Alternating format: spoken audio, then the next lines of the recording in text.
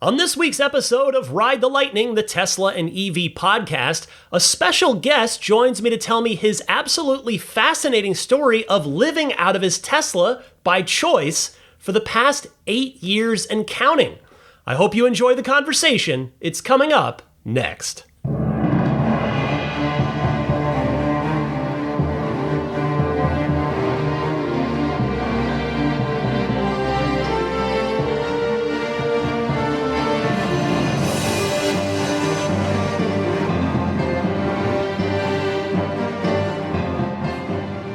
What's happening, friends? I'm Ryan McCaffrey, and this is episode 539 of Ride the Lightning, the Tesla and EV podcast, coming at you every single week. This one's publishing on November 30th, 2025. But as it is right now, it is a Saturday afternoon, early afternoon. I've got Daisy the Boxer chilling out on the couch to my left, and at my feet, the lovely Lily, the silly Labrador. It's an overcast day, and I am getting ready to head out of town with my extended family for Thanksgiving. So I'm recording this one early for you guys, which means, of course, I can't do weekly current news and comment on that because I'm recording this ahead of time. So as is usually the case when I do head out of town and take a break a couple times a year with my family, I've got a conversation pre-recorded for you with somebody that I found extremely interesting, and I hope you will too. So as always, if I do miss any big Tesla or EV news from this past week as you hear this, which is the Thanksgiving week in the US, I'll talk about it on next week's podcast. Now, thankfully, the odds are a bit more in favor of it being a relatively quiet news week on account of the USA Thanksgiving holiday. But then again, as somebody that's been covering Tesla and doing this podcast for over 10 years now, there is rarely a dull moment in the world of Tesla. So please accept my apologies in advance for anything crazy that might have happened this past week that would have normally merited a lot of discussion on the podcast. I'll cover it when I get back. But I do want to sincerely say to all of you that I'm just very grateful to all of you, not only for listening, for taking the time, but for also just being understanding so that I can take some time away with my family. As I hope is clear if you've been listening to this podcast for some time, I do take this podcast really seriously. Like, I have fun with it, of course. I wouldn't be doing it if I wasn't having fun. But I take the responsibility that I've created for myself of doing this and doing it to the best of my ability every single week very seriously. And I'm really proud to put out 52 episodes per year. But again, since this is not the typical news reaction analysis format, if you'd rather skip this one and wait until the next episode when the regular format returns, hey, I completely understand. It's a podcast. It's free. You're welcome to listen to it or not. But I do hope that you'll give this episode a chance because my guest's story is a really fascinating one. I had actually never met him. I traded a couple emails with this gentleman beforehand. I was connected to him through a mutual Tesla friend. But the first time we ever spoke directly, like face to face as it were, was in this interview that you're about to listen to. And I had a great time chatting with him. And by the end, I was really happy that I had taken some time to get to know this person and their very unique Tesla story. So that is coming up in just a moment. But real quick, before I get to that main event this week, that interview, I did want to mention my Patreon. So this podcast, of course, has always been free, is free, and always will be free. That's how it should be. But a lot of work, a lot of time, a lot of energy, love, enthusiasm, research goes into this thing. So the way that you can choose to support the podcast, if you'd like, is to pledge on Patreon. If you go to patreon.com/Tesla podcast, or just click the link in the episode description, you will see all the different support tiers there available to you, all of which have an ever stacking number of perks and bonuses as ways for me to try and say thank you for your generous support. The support tiers start at just $5 a month.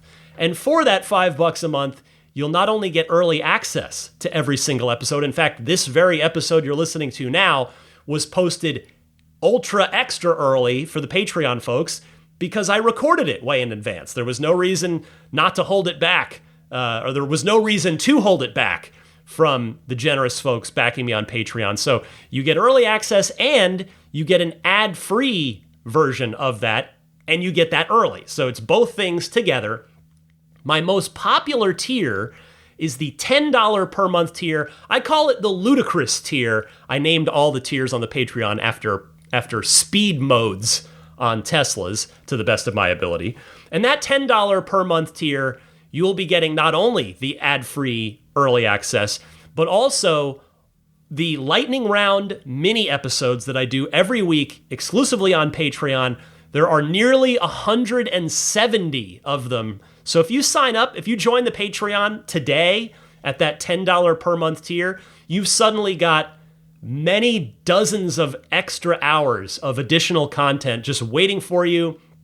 It's almost all evergreen content, meaning it should be just as interesting to listen to now as it was when I first recorded it. It will have not gone stale. That's the goal with those lightning rounds, is that they're a little more evergreen. So if you're willing and able to support me on Patreon, I would be extremely grateful, particularly at the holiday season. So take a look over on my Patreon page, which again, you can find at patreon.com/Tesla Podcast. Also, don't forget about my friends at Accelerate Auto. Your EV warranty is important. If you're planning on hanging on to your Tesla or other EV past the manufacturer's warranty, you're going to want to consider an extended warranty. And I'm a big fan of the XCare warranty, more so than Tesla's. And the big reason, now to Tesla's credit, they have improved their extended warranty options. But I still think XCare is significantly better. And the big reason for that is because it does everything Tesla's does, and it does more. And it's also customizable. You don't have to just keep paying month after month like you do with the Tesla one. With XCare, you can choose, all right, I'd like to do, like in my case, my new one after my previous one expired. I've already went through it. I did 3 years, 36,000 additional miles this time. But you can go all the way up to 10 additional years and 125,000 additional miles. So, or anywhere in between, right? It's up to you what's going to work best for you. So when your factory coverage ends, the risks begin. That is where XCare EV Protection comes in. It's the #1 rated EV warranty. Just ask ChatGPT and Grok. They'll tell you. And I'm dead serious. Try it. XCare covers what others don't, from the EV battery and drive unit repairs to towing, rental coverage, and 24/7 roadside help. Because when your EV stops, XCare doesn't.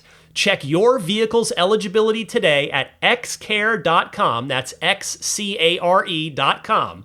Or talk to a real person right now by dialing 844-755-4186. That's xcare.com, or call 844-755-4186 and drive with confidence. This is Bill Daniels, the voice of Night Industries 2000, or KIT. You're listening to Ride the Lightning, the Tesla unofficial podcast. Happy electric motoring. My guest this week is a gentleman by the name of Carson Gallo. He calls himself a Tesla van lifer. For the past 8 years, he's also a 2-time Tesla employee, the president of the Tesla Owners Club of Florida, and a military veteran. Carson, welcome. Thanks for having me, my good man.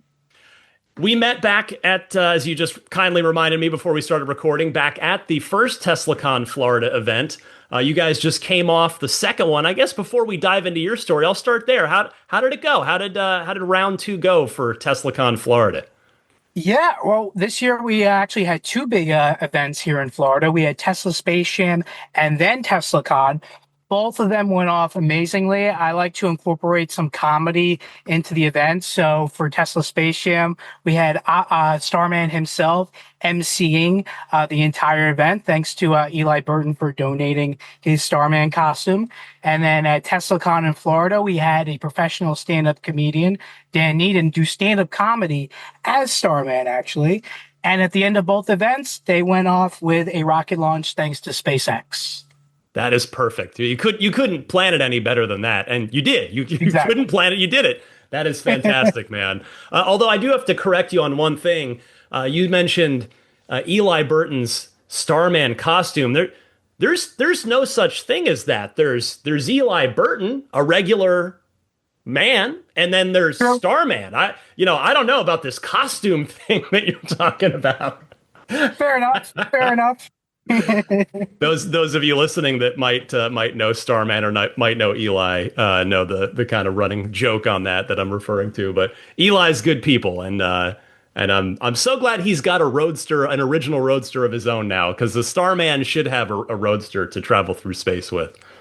Yeah, exactly. He shouldn't be just stuck in space. We need one on Earth as well when he Yeah, visits. exactly. Well, let's talk about you for a minute, because again, you and I started talking many months ago. You had said, "Oh, I'd love to." Actually, I think a friend, somebody else in the Tesla Florida group, had recommended, "Hey, you should talk to this guy Carson." And when I got the sort of top level elevator pitch of your story, I thought, yeah, that's an interesting person in the Tesla community that I would love to talk to. So you have lived out of your Tesla for years at a time. That alone is just super interesting to me, and I really want to hear all about that life. But let's just back up. Let's take the steps to get to that point. Tell me how you first heard about Tesla. Like, I like to call it people's Tesla origin story, like a superhero origin story. So how'd you first become aware of the company and of the cars? Yeah, so going back to the beginning, I was a big Apple fan. I loved Apple. I watched all the Apple keynotes. Steve Jobs was my hero. And unfortunately, when he passed away on my 18th birthday, just the level of innovation was starting to go down a little bit. But then I heard about these companies, Solar City, Tesla, and this man called Elon Musk. And he seemed like somebody who was picking up the torch, so to speak. And my Yeah. brother, he ended up working at Solar City, actually, and then introduced me to working at Solar City myself. And that's how I became part of Tesla themselves. When Tesla bought out Solar City, I became part of the Tesla brand. And while working for Tesla, I was going through some crazy living situations, having crappy apartments, crappy rooms, living with crappy people, had a crappy Nissan Sentra that kept breaking down. So I thought, these cars, the all electric cars, I can leave the heat on, I can leave the air conditioning on. They're big enough now that I can live in it. So I figured I'll get an awesome car, an awesome place to live, and I'll live with an awesome person, myself.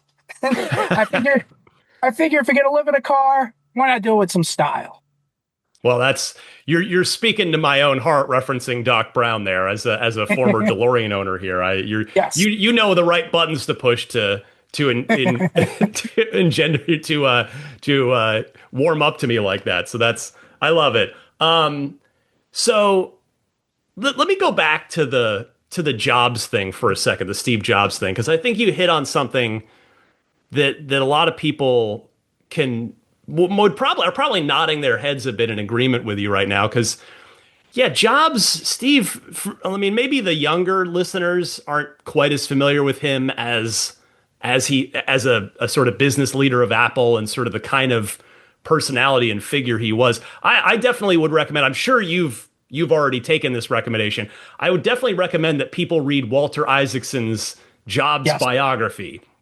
I read that when it first came out, and it was really interesting. It painted a full picture of the guy. It was an authorized biography. He was not a perfect person. No one is. But he, throughout the book, this idea, like, from other people that kept getting attributed to Steve Jobs was the reality distortion field, right? Where he would bend reality to his will through some kind of innate personality force. And I think it's fair to say we would both agree that Elon, again, not a perfect person, but seems to have that same reality distortion field quality to him. Exactly, exactly. Like he'll make promises, and he tries to keep those promises even if they're late. He keeps those promises. So you hear about Tesla. You were at Solar City. What were you doing at Solar City out of curiosity? But when Tesla acquired the company. Yeah, I was an energy specialist, so I would educate my fellow humans about the energy, the batteries, all that good stuff. And interestingly, I did that at vendor locations like Home Depots and Best Hmm. Buys. And how was that experience? Because and I guess and put a quick timeline on it for me. Like what I guess because I can't quite remember exactly when the Solar City acquisition was. Was that around like I don't know? Is that 10, 12 years ago at this point? 20 October of 2016, and that's the Okay. month that I joined the company as well. And I Okay. was there till 2018 until mass layoff. Yeah. Yeah. That was the first big one, as I recall, that Tesla Yeah. had done. But so if you're again, you're really on the front lines of it with regard to solar and trying to get the word out to people when you're at solar, you're at Home Depot, Lowe's, et cetera, that kind of thing. So Yep. what was and where were you? Because I think you were from New York previously before you got to Florida. Do I have that right? Yes, correct. Yeah, specifically Long Island, where I lived in my Tesla for 3.5 years there. And then, yeah, this was at Home Depots and Best Buys across Long Island. It was an interesting time. We were kind of like, the forgotten stepchild of Tesla a little bit because all the work was being put into Model 3. Everybody was dropping everything for Yeah. production hell at some times. And then Tesla had announced a solar roof, and half the people you speak with like, I want to wait for the roof. I want to wait for this. I want to wait for the aesthetics.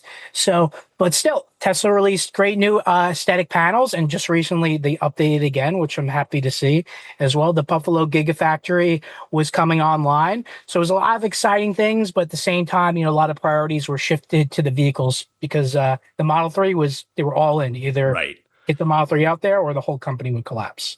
Because so Long Island, I would imagine in Home Depot and various storefronts, like you're Long Island, you're probably encountering people of all stripes and affiliations, right? Like Yeah. super, people that are just super gung ho about solar and clean energy and probably and then probably the far opposite end of people that aren't. So like, was it how was it talking to people about solar back then?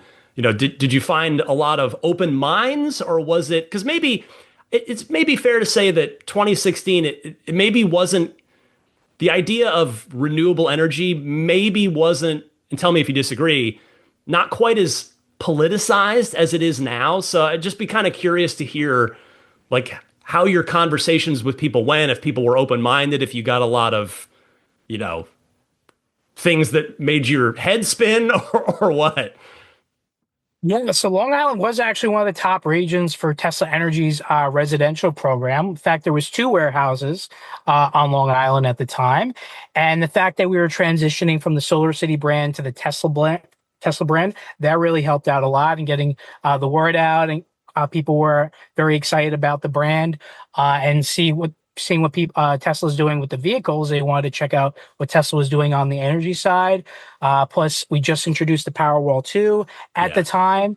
The solar roof was out there, and we're taking pre-orders for that. So yeah, there's definitely a lot of people excited about it. New York has had a good adoption of electric vehicles at the time. There are federal and state incentives, net metering, and plus the utility charged some of the highest rates in the country. So it was a really good market, Long Island. Nice. So good. It sounds like it was a pretty positive experience up until the Yes. unfortunate layoff.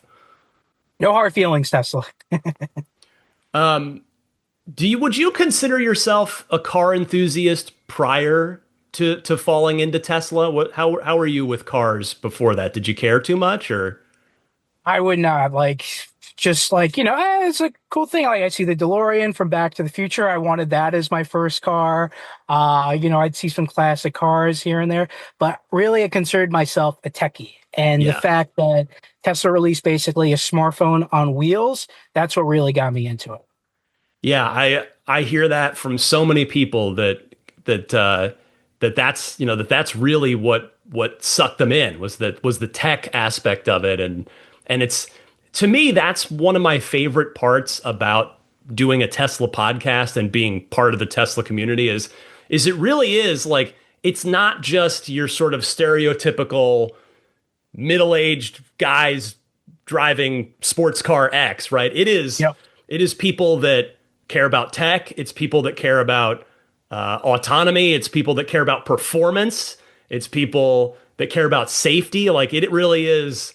There's so many different ways in to the Tesla space and just the EV space overall, I think, but Tesla specifically, that's always been interesting to me. So, you ended up buying a Model X, and what? Yep. So, which I guess. When did you get it? Let me start there, because I can tell from the picture you sent me that it's a pre 2021 car. But when did you get it? March of 2018, and I leased it at the time through Tesla's employee lease program. Okay, so what made you want to go with that versus? I mean, the Model 3 did exist at the time, although I guess March of 2018 you had to be the line was pretty deep at that point, right? Yeah. But why? Yeah, why X EV. over S, for instance? Yeah, it was the biggest EV you can get at the time. And I knew right away that I wanted to be sleeping in it and living in it long term. And Model X being the biggest EV at the time just made the most sense. Plus the free supercharging through the referral program.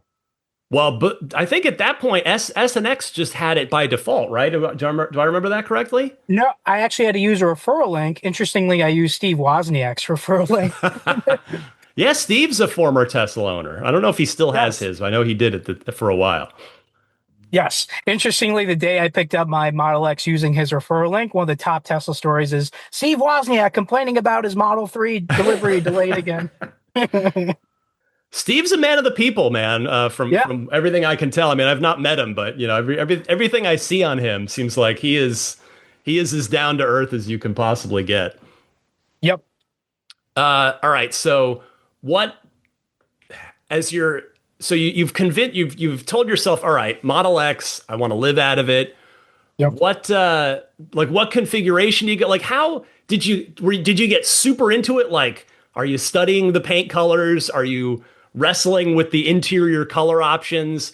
And then seating wise, I'm guessing if you're sort of thinking about this as just you, is it a 5-seat X? Like, what's the configuration, and how fun was that to sort of put the car together? Yeah, so I got the 75D at the time, which is the cheapest trim. I did lease it at first because I had little to no credit history, and at the time, Tesla was definitely doing lease buyouts. And then, yes, 5-seater config. Definitely didn't want to do the 6-seater because the second row cannot fold flat. Not transporting 7 people, and I like the extra sub trunk space. So I didn't go with the 7-seater either. And then for paint, for color and interior, because it's New York at the time, which sometimes the winters can get pretty cold, I went with all black for better heat retention. Nice. And then you ended up in Florida. So life, yes. Which is, if you look at pictures of my car now, almost half the car is actually now white on the outside. Just random, like the bumper, the spoiler, they were scratched up or need to be replaced. And I'm like, while insurance is covering, I'm like, hey, while you're at it, make it white. Yeah. Insurance is covering it anyway. Might as well make it white. And now I got a 2-tone look. And that's why I named my Tesla Optimus after the 2-tone black and white. Nice. Love it. So your second go around at Tesla, when was that? I guess sounds like it was. Well, actually, I don't know, because it was the first. Did you get your X on the employee lease thing? Yes. Prior to the layoff, right? Correct. Yeah. So I got in March of 2018, and then I was laid off in late June or early July of 2018.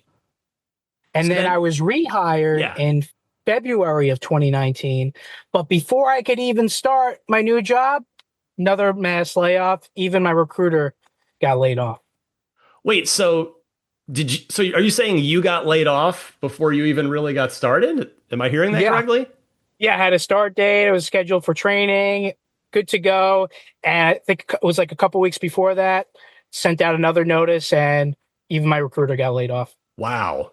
That's that's about the that's pretty terrible luck right there. That's I mean, I guess I don't know, is that maybe that's better than having started and worked there for a week or a month or something? I don't know. I don't know if it's better or worse. How do you feel about it? Um, I mean, I would have loved to have started. Yeah, I would have been bittersweet. I think done a year, about 2 years before. I would have loved them to get the at least get some free paid training for the new job to be a solar technician. Could those skills could have come in handy, but it all worked out. I ended up going to Lyft Corporate, which a lot of Tesla alumni went over to. I was doing driver support and helping Lyft drivers get into electric vehicles to have better earnings and retain those earnings. And then for the past 3 years, I've been working for a company that specializes in financing and refinancing EVs, tenant EV finance. So almost every day I'm helping people get into Teslas anyway. So it all That's worked out. awesome. That's awesome. In the time that you had at Tesla, did your perception of the company change at all once you sort of saw things from the inside a little bit? Like, did you see it any differently and feel any differently about it, either better for better or for worse? Yes, yes. You see the company from the outside, and obviously everything seems perfect. And then you get inside, and then you could still see the startup mindset there. People are acting very scrappy, which I love, by the way. You can report things directly to my boss's boss's boss, and he'll take care of it. And then you see some things that are buggy or behind the scenes that you don't aren't really going to be seen from the outsider. Uh, but yeah, it really changed my perspective on how to report things. It made me more productive in my future jobs as well. Uh, and yeah, I would definitely. That's why I definitely want to work for them again about a year later. So, judging from the fact that you're sitting here with me now, you're the president of the Tesla Owners Club in Florida. I'm guessing that second layoff didn't take too much wind out of your sails in terms of your enthusiasm for Tesla. So, I mean, sounds like you're happy doing what you're doing right now. But any thoughts of trying to go back and work for Tesla a third time? I just don't think it's meant to be. I did try Yeah. actually many times for a third time, and every single time, either the recruiters didn't get back to me, or they say, unfortunately, because you were part of a layoff, we have to confirm with HR that you're rehire eligible. But by the Hmm. time HR would get back to the recruiters, the positions would already be filled. So, Got it. ironically, it's harder to get hired again by Tesla if you already worked for the company than it is if you were a fresh hire. Go But figure. it all worked out. I'm helping people get into Teslas and EVs, and now I'm helping to run the Tesla Owners Club of Florida, which is helping increase the morale of our Tesla owners and doing fun get-togethers with Tesla owners, as well as working with Tesla employees all the time. I just had a good meeting with some Tesla employees the other day about helping them with their grand opening for a new location or in Orlando. Oh, that's awesome. Love to hear that. So what brought you down to Florida then?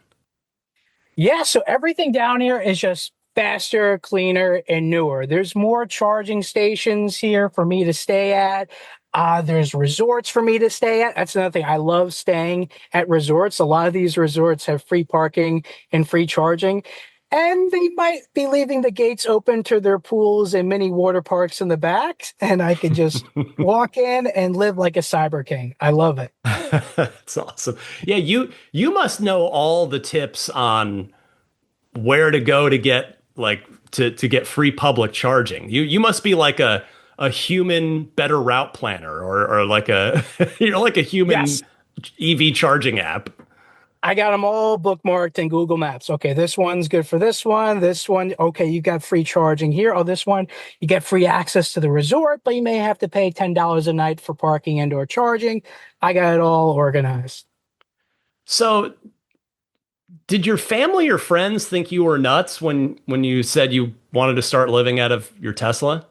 Oh, hell yeah. Yeah. They all thought I was crazy. Nobody thought it could be done. But to be fair, nobody had really done it in an EV at the time. I was one of the Yeah. first people to do it. Coincidentally, another Tesla employee in California also started in a Model X at pretty much the exact same time as me. And it was just the two of us at the time.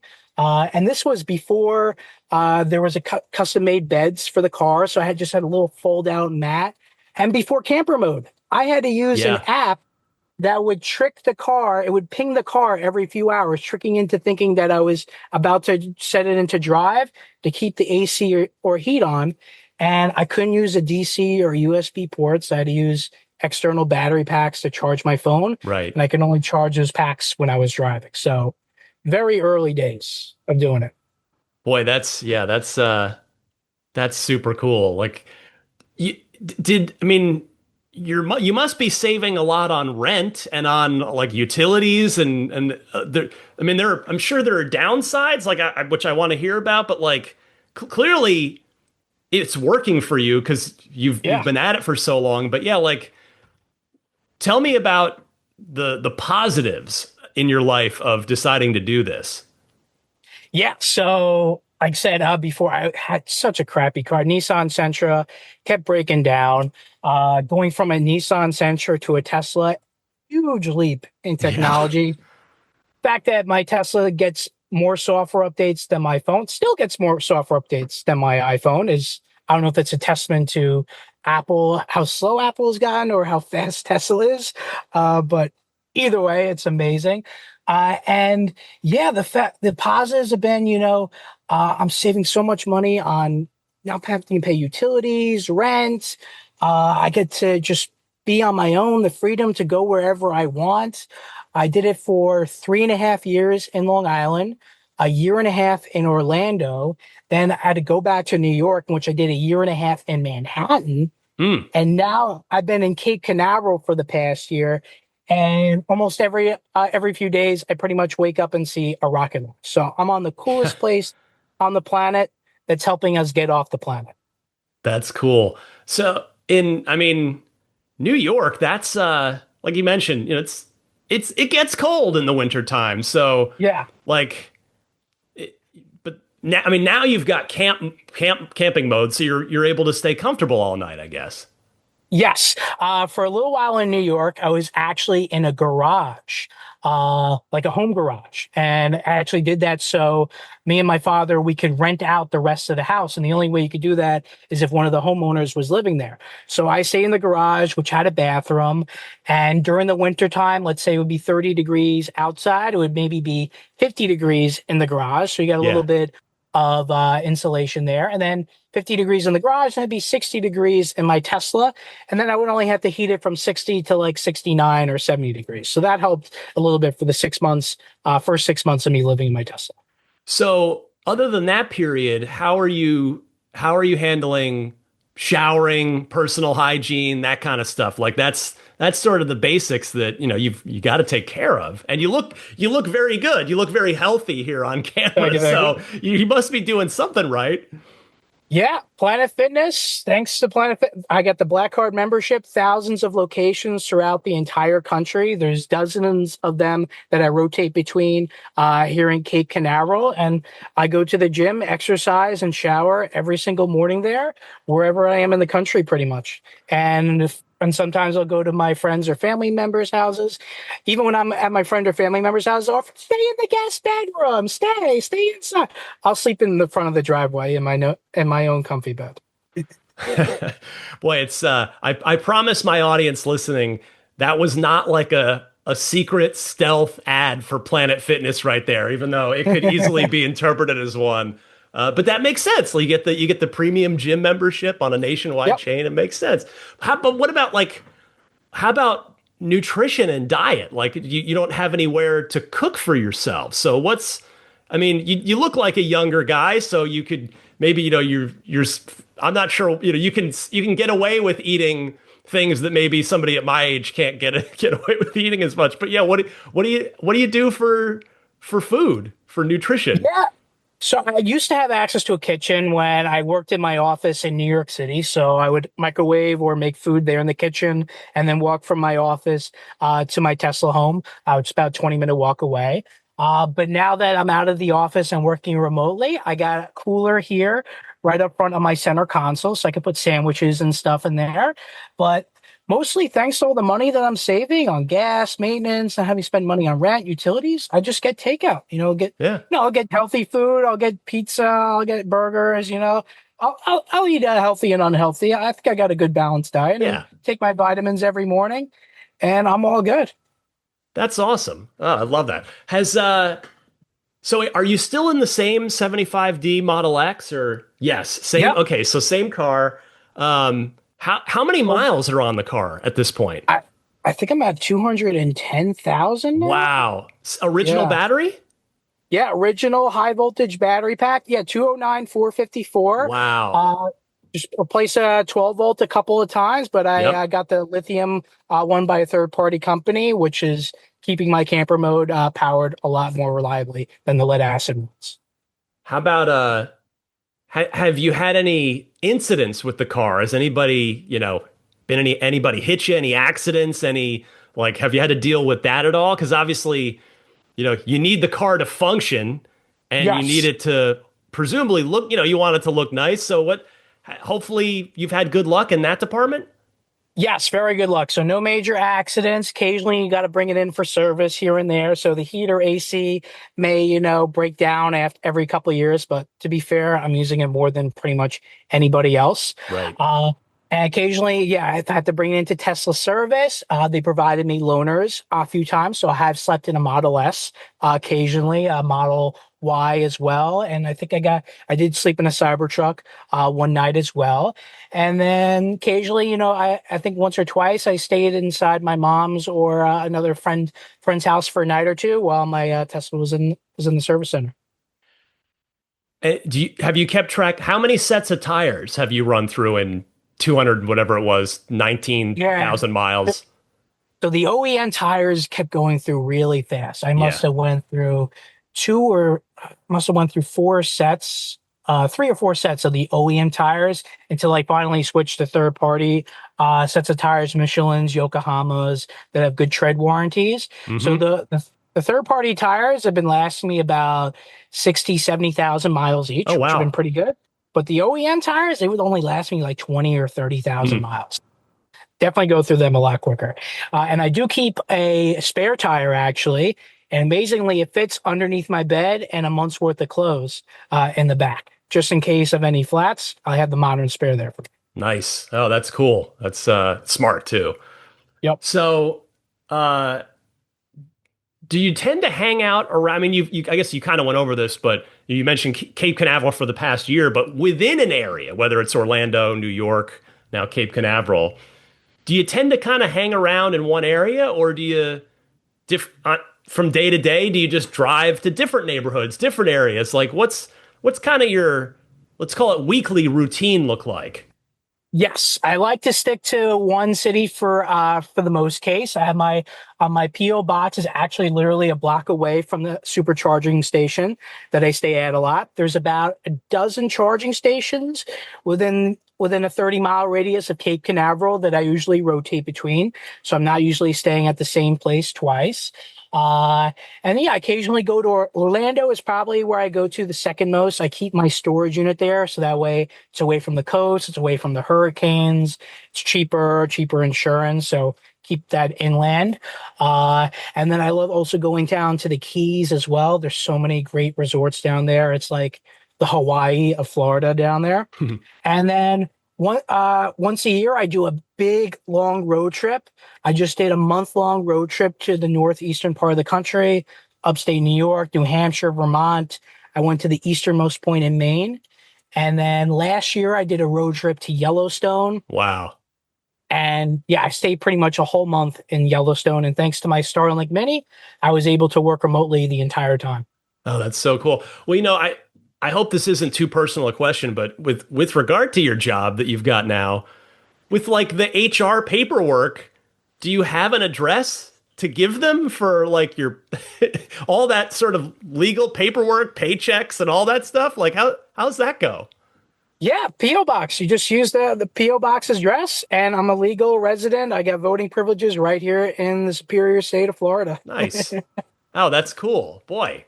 So I got to ask the other side. So talk to me about any downsides. You're clearly happy doing this, so the positives are Yes. outweighing the negatives, but there have to be trade-offs. Like what can you talk to me kind of about some of the downsides to doing this? Yes. So at first, there wasn't a lot of charging stations around. So I only had to go all the way out of my way to go to the charging stations to either stay at or go between my friends and family. I didn't have a gym membership back then, so I can only shower at friends and family or, public restroom facilities. But yeah, it's gotten better and better over time. I still wish, of course, I would love to have my own private bathroom. I had that when I was in the garage, instead of having to go over to the gyms. And then, occasionally, somebody might get suspicious, like, why is this electric car doing here in the parking lot?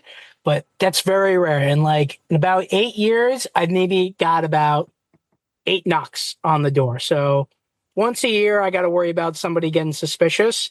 But very rare because it's completely blacked out and private in the car. Yeah. And not a lot of people get suspicious about an electric car at an electric car charging station, especially if I'm staying at a level 2 charger, which is meant to be parked there overnight. Right, right. Has anyone ever called the cops on you? Never. Not Good. at all. Okay, good. Yeah. Yeah, I'm staying at pretty safe places. The supercharging station, pretty much you could stay at any supercharger station reliably, and no one will bother you. Good. Oh, glad to hear that.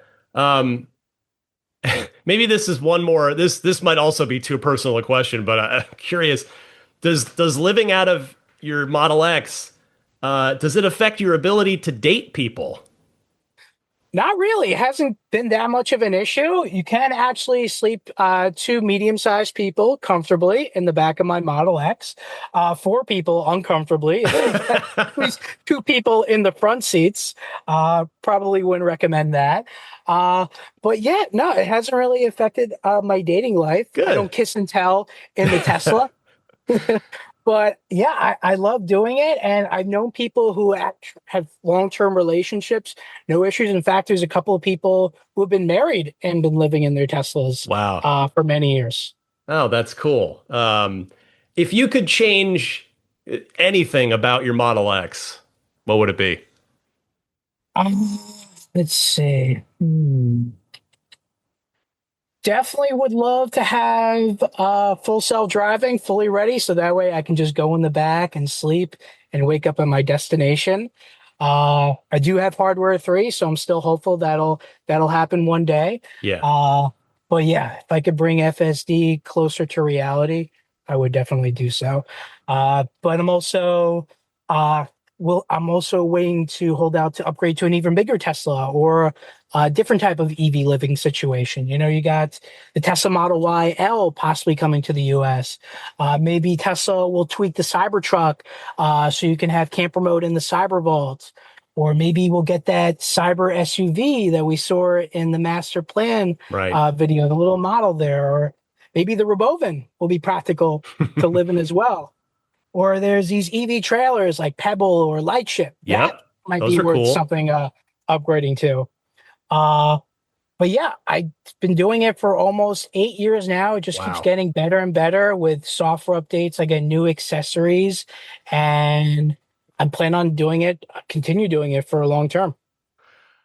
I mean, 200,000+ miles. Not that, I mean, we've seen Teslas are fully capable of that. And you're on your original battery, which is just, again, a testament to how good these cars are.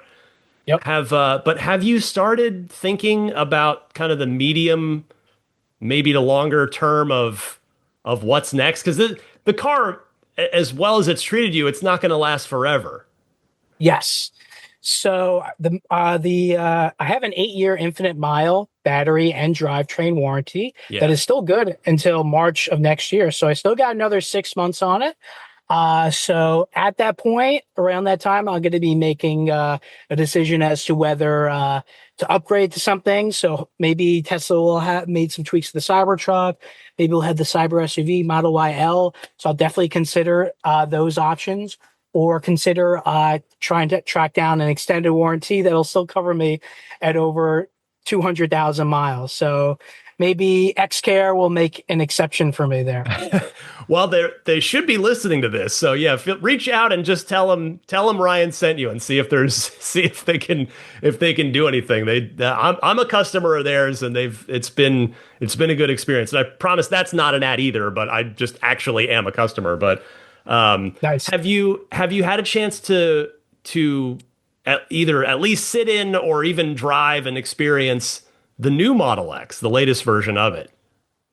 I saw the refresh before. I've been in the refresh before that. So the one from 6 months ago. Yeah. I haven't been on the latest one, which is technically, was it 0.1 inches bigger now? So a little bit more living space in there.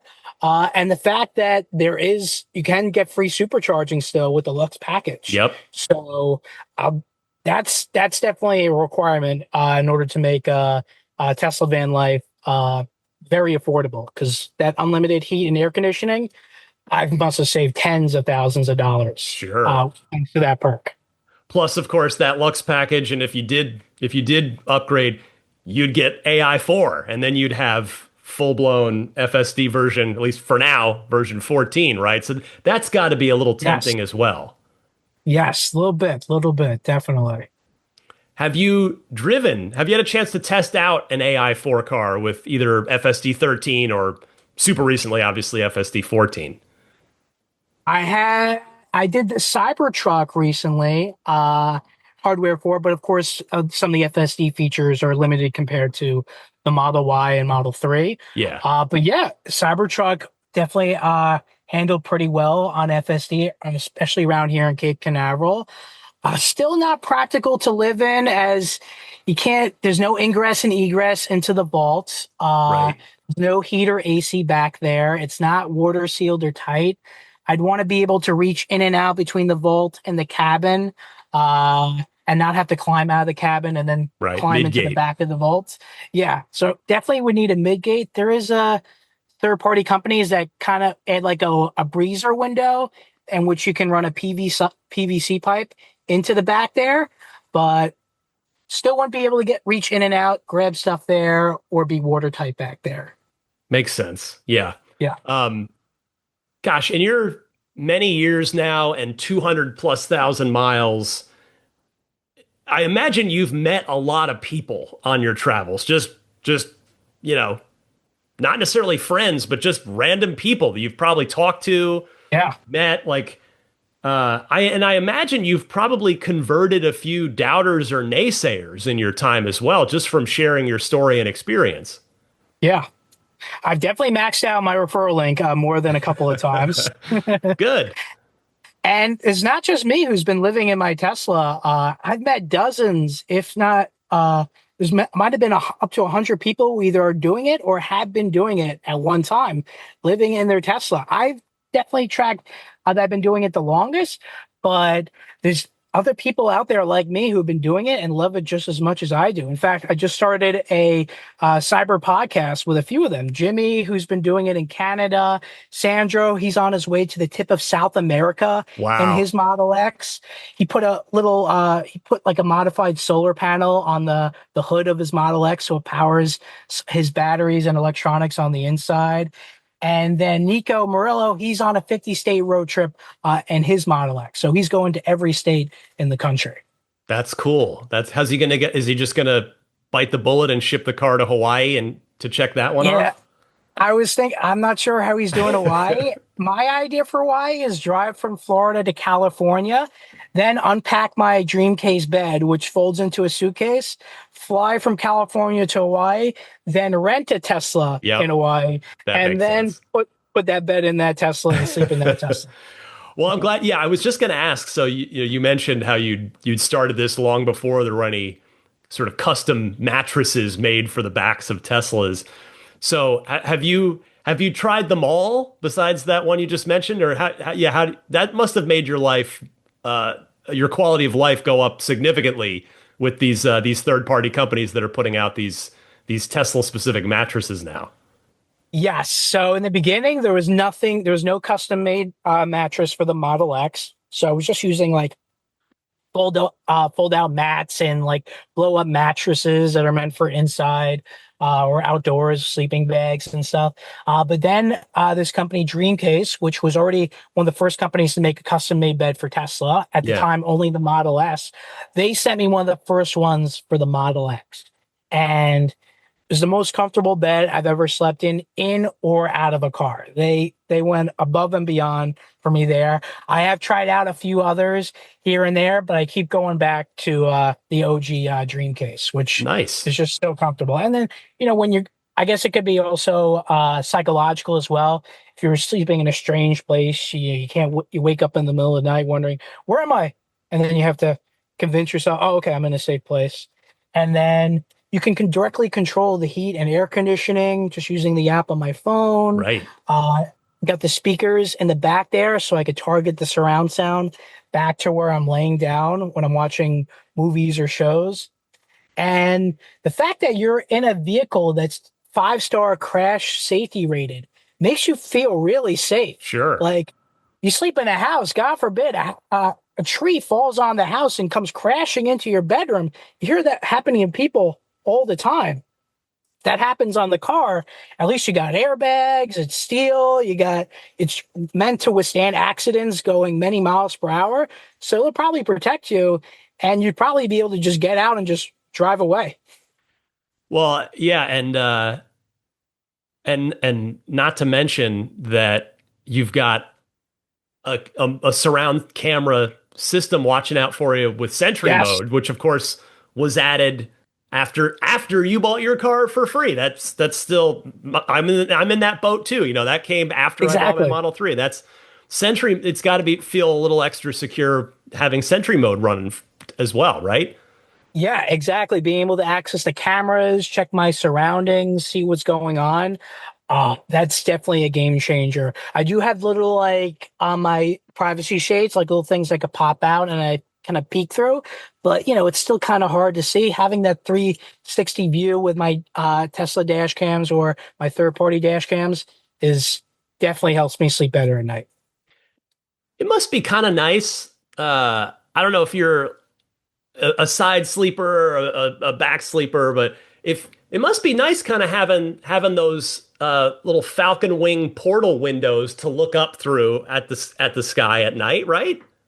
Yes, I mostly sleep head to trunk though. So maybe 10% Okay. of the time I'll sleep head to seat, but because I have a month's worth of clothes in the back of the trunk, which creates like a natural arc in the back, which I put my pillow on. So Yeah. most of the time I'm sleeping head to trunk and I'm looking up at the trunk glass, which has a few layers of sunshades and tint on Right. it. I can pop that out, of course, if I want to get a nice view of the stars as well. And then on one of my Falcon Wing door glasses, I have Starlink Mini actually snaps in perfectly there. Oh, No nice. special modifications, don't have to use like the suction cup or anything. The Starlink Mini just snaps in perfectly there. So you're rocking high speed internet wherever you go. Yeah, exactly. So I have the Starlink Mini as my backup, or I activate the unlimited data plan on my month-long rural road trips. But I have an Android phone in which I have grandfathered into unlimited 5G hotspot with T-Mobile, Sweet. Oh, that's and I use cool. that primarily for internet. Well, you've figured out all the little life hacks to do this. Like Yeah. you've really mastered it. That's super cool. Um, So I think I've just got one or two more questions here for you because it has been fascinating to me just to learn about your story and you just seem like a really cheerful guy. Like you're clearly happy doing this, and that's because for some people it would probably terrify them the idea of living Yeah. out of their car for any amount of time. But you seem like you're happy. You're living a good life. Yeah, you have to find things you love in this world, and I found the car and home all in one. I love it. Oh, that's Tesla should use that. That should be a marketing slogan. That should be in a commercial right there. That was awesome. So yeah, you guys down there in Florida, you've got sun year round, but you certainly also get plenty of rain as well. And I'm curious, as the president of the Tesla Owners Club in Florida, is your season of events year round, or are there kind of a couple windows where you need to avoid, and kind of what are, besides those big, mega events that you mentioned at the beginning of our conversation, what are some of the other kind of more quote unquote regular events that your club gets up to down there? Yeah, it's pretty much sunshine year round down here, with occasional hurricanes and storms. Very rarely, we've had some good luck. Did we have to cancel, postpone, or reschedule anything due to some storms? For example, we're looking on planning an event in Christmas here in which we're going to go on the beach with all of our Teslas. And then from there, drive to Daytona Speedway, in which there's a special like Christmas light setup, which you could partially drive under the grandstands with all these Christmas lights and decorations. We'll do a big, beautiful Tesla light show. I'm actually working on writing and making a cover version of the 12 Days of Christmas song. Oh, This cool. will be the 12 Days of Teslamas. On the first day of Teslamas, Elon gave to me a roadster with ludicrous speed. So working on that. That might be the last day. The Roadster might be the last day of Tesla. That's true. I might have to switch it around. Right now, I think I might have to switch that to the 12th day for Tesla. Oh, that's so cool. Last question for you, and it's not necessarily related to anything about the Tesla van life, but you did mention the SpaceX launches earlier, and I've had the pleasure, as millions of people have, of watching them on live stream. But watching a SpaceX launch in person, happening in front of you with your own eyes, obviously you're from a safe distance, but like, what's it like watching in front of you the boosters and the ships come back down to Earth and land? I mean, can you, just as a human being, I'm curious how that is to watch. It's inspiring. I must have seen at least 20 or 30 in the past year. One time I saw 2 in one day from a lazy river. I don't think you can watch a rocket launch from a lazy river anywhere else on Earth other than Cape Canaveral. So it's inspiring. I've also been to Starbase in Texas, and when I saw the Starship for the first time, I said to myself, I'm going to the moon one day. Maybe not Mars, but I'm definitely going to the moon one day. And seeing them take off and land, and seeing the Chopsticks Tower, it's pretty much done, if not already done, here at Cape Canaveral, in which we're going to get our own Starship launches probably within a year. It's beyond exciting. Yeah, super cool. Well, Carson Gallo, Tesla van lifer, thank you so much for taking the time to share your story with me, and keep doing what you're doing, man. You're gonna have to check in, like, if and when you decide to change cars. I gotta know what you end up doing. I got you. Yeah, keep in touch, my friend. Thanks for having me on, my good man. Really appreciate the good convo. You got it. And you want to give yourself a plug either for your new podcast, your Van Lifer podcast that you mentioned? Go ahead and feel free to promote anything here before we say goodbye. Yeah. Feel free. If you guys want to learn more about my Tesla van life experience, as well as the others who are doing Tesla van life, come check out our cyber podcast on Tesla Owners Florida's YouTube channel. Come meet and see me at some of our events that we're doing throughout the state. Coming up in the next couple months, we got the Cyberfest and Furious. We got the Magic of Lights in Daytona, a grand opening of Tesla's new location in Orlando, and so much more is out there. And if you're looking to get into a Tesla, financing, refinancing, let me know. My company at Tenant EV Finance, we may be able to help you out there. Good stuff. Carson, thanks so much. Thanks so much, my good man. Until next time.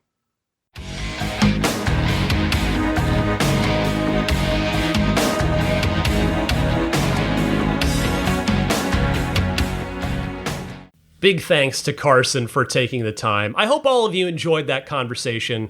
I really did. Like I was saying at the top, I went in having never properly met him before, but just had a little bit of background on his story, and I came out having really been interested in it, in what he has to say, and he just seems to be a happy-go-lucky guy, which is great. That's, you love meeting those kinds of people. This week, I do not have time to get to the Ride the Lightning hotline because the interview took up most of the podcast there. But if you've got a Tesla or EV-related question, comment, or discussion topic, feel free to call in with it, and I will get back to your phone calls on next week's episode. So there are two easy ways to call in.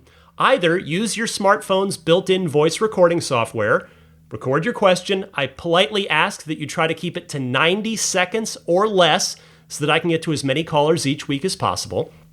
And then email that file to me at teslapodcast@gmail.com. Or you can take that same 90-second or less question and just call in and leave a message on the Ride the Lightning hotline. It's a toll-free number, dial at any time, and that number is 1-888-989-8752. And if it's a little easier to remember this way, it's 1-888-989-TSLA. And if you know someone special out there with an upcoming birthday, anniversary, graduation, or some other special occasion, you can give them a unique gift of recorded voices from friends and family telling them why they're special. The recordings can be podcasted, like I do with them, or put onto a keepsake. Visit lifeonrecord.com to learn more. Well, I'm obviously not doing much with my Tesla this week because I'll be out of town. But I'm looking forward to cleaning both cars when I get back, if the weather permits. We have officially entered our rainy season here in the San Francisco Bay Area, so there are times when it's just doesn't make sense to wash the car if there's more rain coming, but I'll hopefully be able to get them both cleaned up before too long. Here, how about an entertainment recommendation? I guess technically I can't recommend this yet because I haven't watched it. But as I've been downloading some stuff to watch on the flight, on my flights coming up, I downloaded this new Netflix miniseries. I think it's 4 episodes called Death by Lightning. So it looked interesting, just reading the little description on the Netflix app. I'm going to give that a try, and hopefully it's good. So I guess don't consider this a recommendation. Like if you watch it and it's bad, I guess maybe it's half my fault for sort of recommending it to you, but I'm going to give it a try. Hopefully, it's good. What's definitely good, though, is this week's Tesla Pro Tip of the Week. Big thanks to Hank from South Louisiana for calling in with it, and it is a pro tip for FSD version 14. Go ahead, Hank. Greetings, Ryan and EV enthusiasts. This is Hank from South Louisiana. I have a pro tip for FSD 14. With previous versions of FSD, you switched modes using the left-right thumb wheel and fine-tuned the speed with the scroll wheel. With FSD 14, the speed fine-tuning with the scroll wheel feature was removed. I believe I have a workaround. Say you're in standard mode and FSD is going a bit too fast for your liking. Switch to chill, and as the vehicle slows down to the speed you want to go, switch back to standard. FSD will now use that speed. It also works if you want to speed the vehicle up a bit. Go from the mode you're in to the next faster mode. When you get to the speed you want, go back to your original mode. Granted, I've only tried it on 4-lane divided highways, so I don't know yet how it will work on surface streets. Hope this helps the user experience with FSD 14. Thanks. Excellent suggestion here, Hank. Thank you so much for calling in with this one. I'm actually going to put this one to use myself in my newer Model 3 that's got FSD version 14. So that's a good one. We're all going to continue. It's funny, we all just continue to adapt a little bit to each FSD version, right? Like each version's definitely getting better, but then Tesla changes stuff and we all kind of have to move and react to it to help it, to get the most out of it for each of our individual preferences and desires. If anybody else out there has a good Tesla Pro Tip of the Week, I'd love to hear it so that I can share it with everybody else and we can all expand our collective Tesla and EV knowledge base. So, if you've got something that you'd like to share, You can call in with it the same way that you call in with a regular Ride the Lightning hotline call, which I gave you the instructions for just a few minutes ago. Before I let you go this week, I just want to mention a few friends of the podcast that can hopefully be useful to you at some point sooner or later, perhaps sooner, depending on whether or not some of these guys are still running Black Friday promotions by the time you hear this. There is, of course, abstractocean.com. They've got a million great, and million is barely an exaggeration, honestly. They've got so many great aftermarket accessories for all the Teslas and for the Rivians as well. If you happen to be a Rivian owner, check them out at abstractocean.com. The rear footwell lighting kits are a nice add-on, particularly for the Model Y, in my opinion, because the seats are on risers. And that's either Model Y, the new one, or the first generation version. There's also the fourth generation tempered glass screen protectors that are super popular. They have an antimicrobial coating, and they use aluminosilicate glass, which is the same stuff that Corning uses for Gorilla Glass. They are custom fit, they're great. They ship with an installation frame to make installation, make sure you're lining everything up properly. Nice and easy, totally simple to do.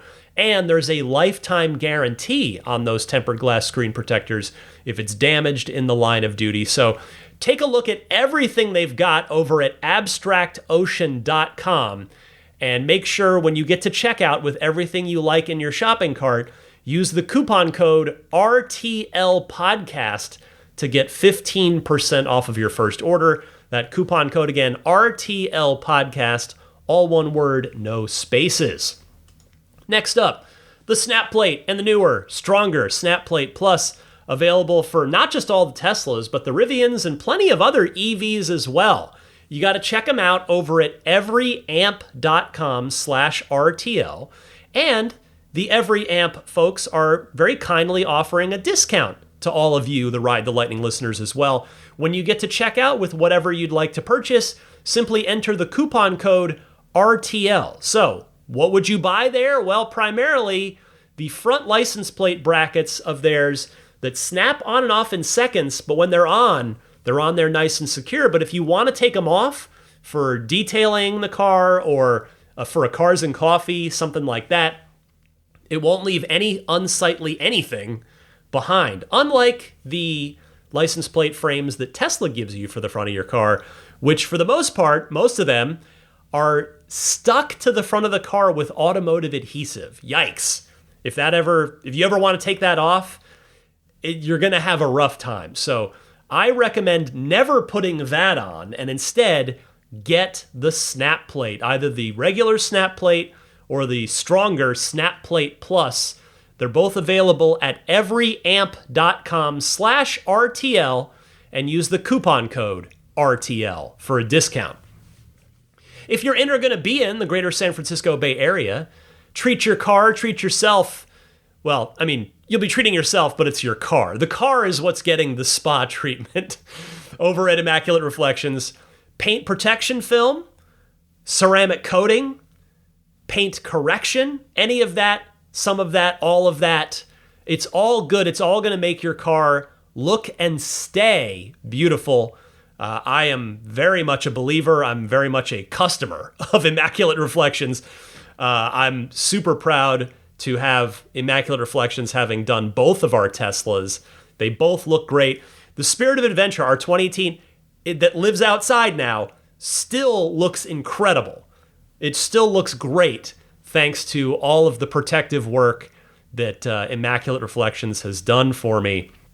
It's been well worth the money, I'll say that. So go to the website, irdetailing.com. You'll see the contact button right there. You can reach out and get an estimate, tell Immaculate Reflections what you're looking for and maybe what your budget is. You'll talk to Jeff. You'll work through what's going to make the most sense for you. And then just make sure to mention that you're a Ride the Lightning listener, and you'll get the Ride the Lightning listener discount extended to you. Thank you to Jeff at Immaculate Reflections for continuing to offer that to my wonderful audience. The Patreon, I mentioned it at the top. I'll mention it again here real quick. Patreon.com/Tesla Podcast. That's how you can support the podcast if you'd like to. It is the holiday season, so if you're in a gift-giving mood, maybe now's the time where you decide, okay, Ryan, I'll join the Patreon. And the support tiers start at just $5 a month. Or if you want to do an annual pledge, pay once to support for an entire year, I offer you a 10% discount on the annual pledge as a way to say thank you for very kindly showing a full year of support. You can head on over again to patreon.com/Tesla podcast to see all the details and to sign up at whichever tier makes the most sense for you. All the tiers have perks and bonuses, and they stack as you go. So the higher you go, the more perks and bonuses that you get. And if you're not already following this podcast on your favorite podcast service, I do recommend that. It's totally free. And the reason to do that is because you'll get a push notification every time a new episode drops, which in the case of my podcast is every Sunday at 9 a.m. Eastern, 6 a.m. Pacific. So just search Ride the Lightning Tesla on any of the big podcast services. I'm talking about Apple Podcasts, Spotify, TuneIn, Google Podcasts, and YouTube Podcasts. I think Google Podcasts, did they get rid of that? I can't remember. Statistically, most of you get it from Apple Podcasts, but definitely YouTube Podcasts is a thing now as well. Anyhow, search Ride the Lightning Tesla. You should see this podcast pop right up in the search results. Click follow, and that's it. You're done. And don't forget, you can email me anytime, teslapodcast@gmail.com. And if you'd like to follow me on either X and or Instagram, I have the same username on both, and that username is DMC_Ryan. Of course, a reference to the DeLorean that I owned for many years. So check me out on social if that's of interest, and on email if you've got something to reach out to me on email about as well. Lastly, this week, allow me to say hello and thank you to the top tier Patreon backers. I'll start with the maximum plaid tier. We've got ourselves another monthly Patreon Zoom hangout coming up as this episode drops. I'll be aiming for this next weekend, either the 6th or the 7th. I got to just take a look at my calendar and see. So look for those of you in the top tier of the Patreon, one of the top tiers. You'll be getting an email, a calendar invite, and a Patreon post with all the information about that very, very soon. But for now, saying hello to the Maximum Plaid backers: Jonathan Wales, Cameron Clark, Daniel Grummer, Seth Capello, Nick and Tony, the Galpin family, Ryan from New York City, Darren Nickel, Kaz Barnes, Patrick Wisniewski, Gil Cabrera, Todd Badger, Joe Edgel, Kevin Yank, the Tesla Owners Club of San Joaquin Valley, Will Stedman, Jeremy Harris, Chris Beach, Tom Mills, Corey O'Donnell, Aaron, John Cody, Joel Sapp, Paul Casarino, Chris Osborne, KB, Adam Lavoie, Jason Chalukas, Travis Krenzel, Bruce Otterstein, Tom Behan, Josh Pennington, John from Cream Ridge, New Jersey, Dustin Hart, Derek Finley, Charles Clement, Damon Klein, Jeff Brown, Jerry Slinger, Kenneth Corbett, Brian Bertoglio, Kim Bay, Troy Sievers, Chip Hooper, Matt Chinander, Robert Moran, Rav, Christopher Mann, and Michael Williams. Next up, an extra big thanks goes out to the Roadster in Space tier, the top tier of the Patreon. Thank you so much for your generosity to Pete White, Lyle Austin, Steve Radspinner, Fernando Cordero, Lawton from Chicago, Sean Neidig, Neil Weaver, Jackson Wallace, Rolf and Jennifer Evers, Howard Anthony Smith, Victoria Iacovetto, Tesla Hitchhiker 42, Carol Weston, Robert from near Philly, American Home Contractors, Doug Carey, Michael Gallo, and Tony Figueroa. And last but most certainly not least, the grandfathered in plaid level supporters. Thank you to George Cassiopo, Logan Willis, Peter Chalet, Eric Randolph, Dory and Steve Guberman, the Tesla Owners Club of Taiwan, Ron Lee, Charlie Gillespie, Jeff Angwin, Chase Cabanillas, the Lydia family, Aaron Altschul, Jared Brown, Jerome Strack, Jamie Dalton, Mike and Barbara from Louisville, Matt Nixon, the Tesla Owners Club of Wisconsin-ish, not Elon Musk, in quotes, Peter, and the Bear Boys of Colorado. That'll wrap it up for your 539th episode of Ride the Lightning, your weekly Tesla and EV podcast. We are officially, I can't believe we're heading into the last month of the year.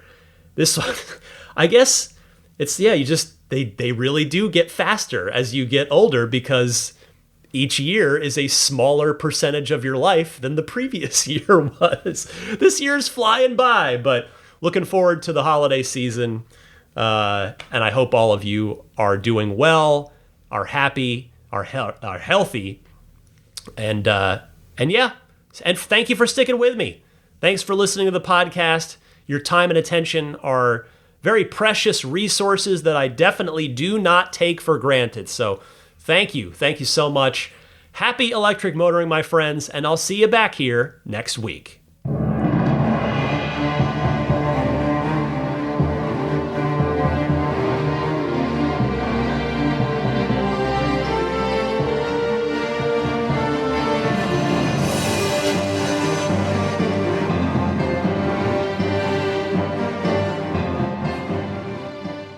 Elon Musk, people don't like Elon Musk. The guy founded PayPal and Tesla, and people are like, yeah, but he's a troll and a bad dad. I'm like, so was mine. He did nothing to fight climate change.